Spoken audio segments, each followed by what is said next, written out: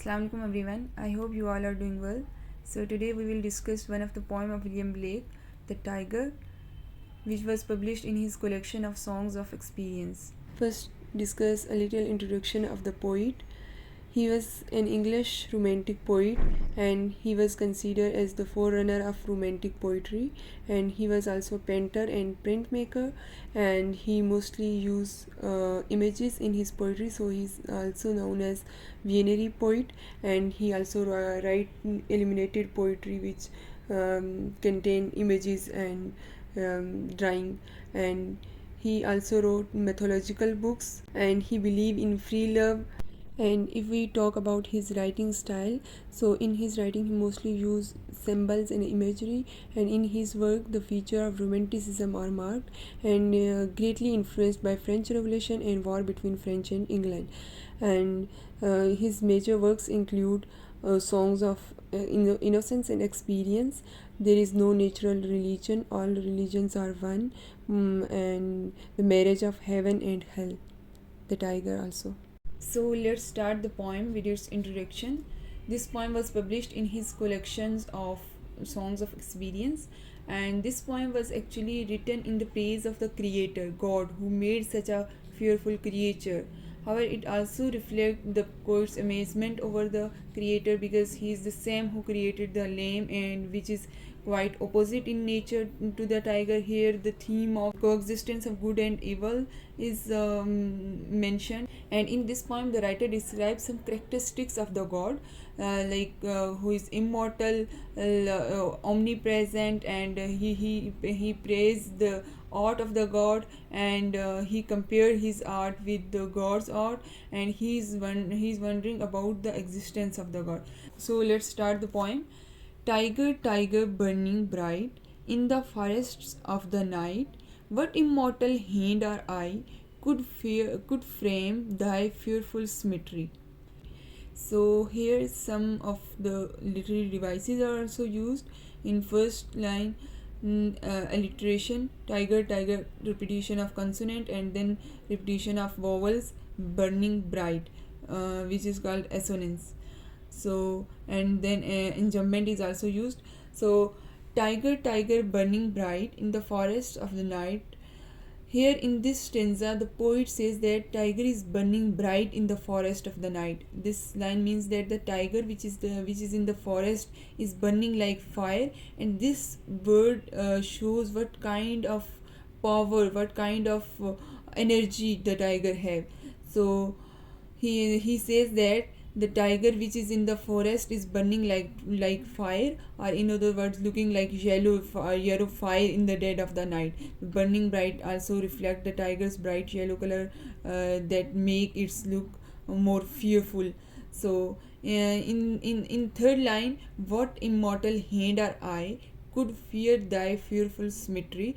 The poet raises a rhetorical question, which is what the immortal hand or eye which is capable of framing or building its fearful symmetry. So the poet actually praising and appreciating the power of God, and who create such a fearful structure and bear its appearance. These lines shows that the writer is more interested in the creator rather than the creature, tiger. So in the following stanzas we will see that the writer is more curious about God, the existence of God. So in next stanza he says that, in what distant deeps or skies burnt the fire of thine eyes, on what wings dare he aspire, and what the hand dare seize the fire?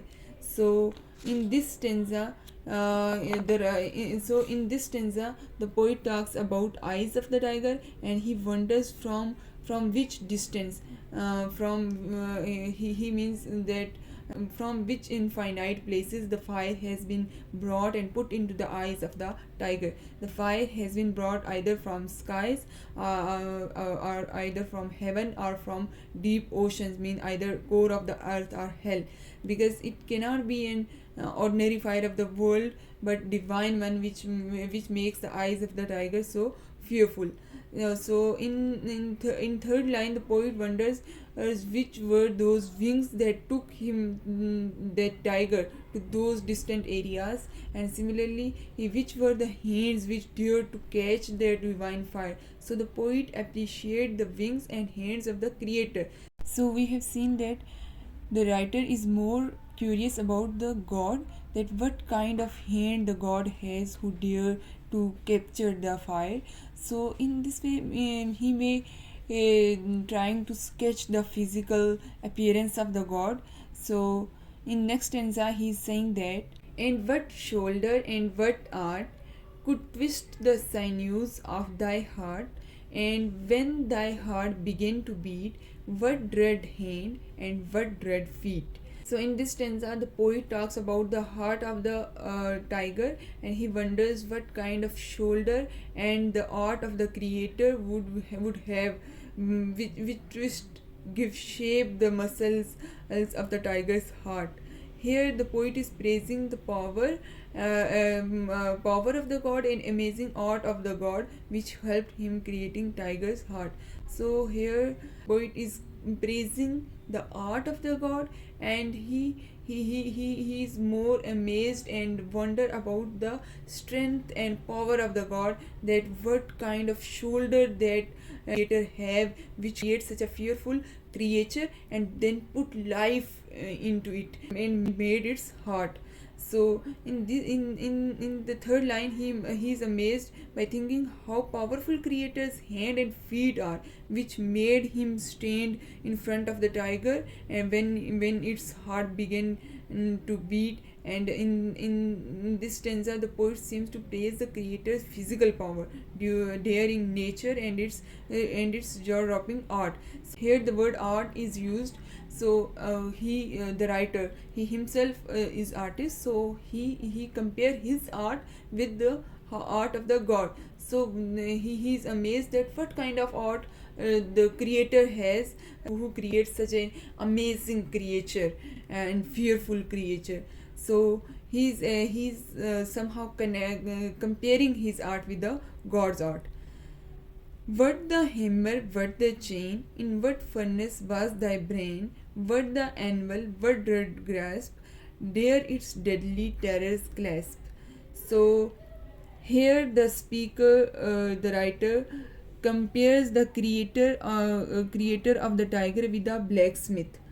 So here he is talking about some of the tools which ironsmiths used to shape the iron. So he's amazed that what kind of tools God has used to create the brain of the tiger.